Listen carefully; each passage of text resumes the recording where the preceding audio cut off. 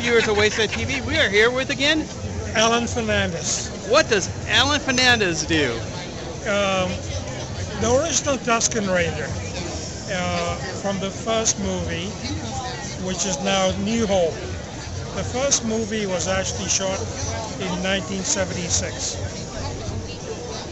And then it's grown since then. When I did the movie in Death Valley, I had no idea it was going to be so huge. It came out at the right time. Absolutely. People were looking for something new. Yes. So, which Tusken Raider were you? There were three Tusken Raiders in Death Valley. 2 Bantha Riders, Bob Stryker and myself.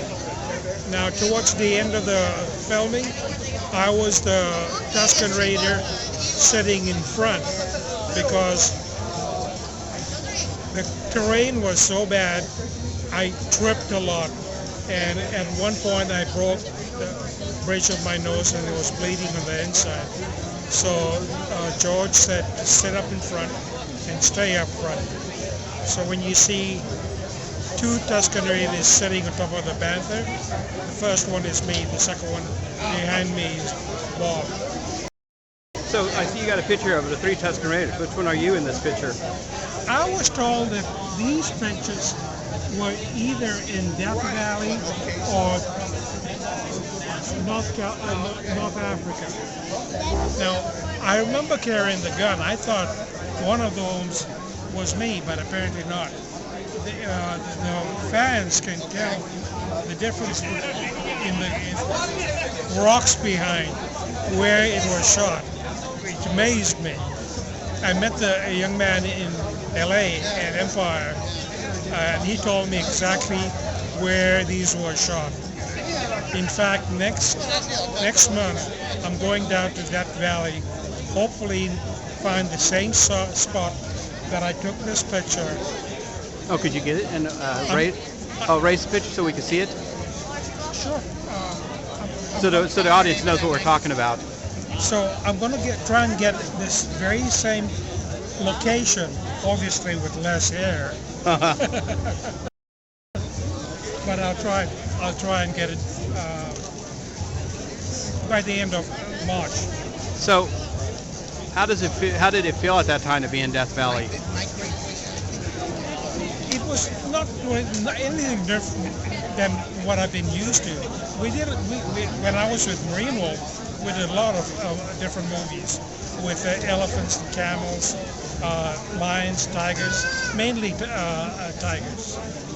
So you just spoke of other movies. Which other movies were you a part of as an animal trainer? None of them really make the big screen. 2 of them were private collectors for their own personal use. You feel kind of sad that people won't be able to see them and enjoy them? Well, it was sad making them, actually. The one that I shot in Tiburon, the lady was in bad condition, and this was on her bucket list to make a movie called Arabian Nights. Uh-huh. And you can imagine what took place. And I took a camel up there, and we did the movie there. So, how many years did you work with Marine World? 5 years. Were you always an elephant trainer? No, I trained all land animals. Okay. I mean, I started off as a night keeper, and all the animals got used to my scent, and I would walk by them every hour, and they got used to me just being there. So during the day when I was a handler, walking through the park, they were very comfortable with me. So, do you have any stories about Marine World? Because we talked about the Star Wars in the last video, and I was kind of curious to hear more about Marine World this time. You want to hear more about Marine World? Yeah, because there's a lot of people that went there and remember the place. Yes, it's now moved to Vallejo, but not as many animals as we had in Redwood City. My personal pet was a Bengal tiger called Mohan. Mohan was a runt. His mother gave him up, and I took him in along with a Rhodesian Ridgeback dog. And I brought both of them up in a cage when I went to school and then pulled them out at night with me. And they spent a lot of time with me in the trailer. So there was a lot of fun. So what happened to that tiger? He was actually shipped to Japan to stud. He was a beautiful cat, very patient, and he would listen to directions. For being a runt? From being a runt, a rejected runt. A rejected runt. Well, the runts are usually rejected, but from that to being a stud in Hong Kong or wherever it is, that's a huge. It's kind of funny. It's like the classic porn star stories you hear. Yeah. They come from a bad life as a child. Correct. And then they go into studying. And